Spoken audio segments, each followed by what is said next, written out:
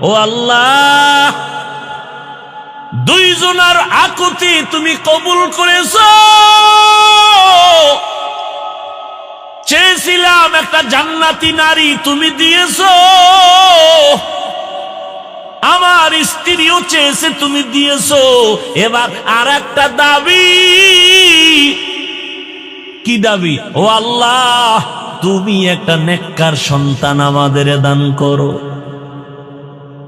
আহা, আল্লাহর কাছে চাইছেন নি নেককার সন্তান? আন্দাজি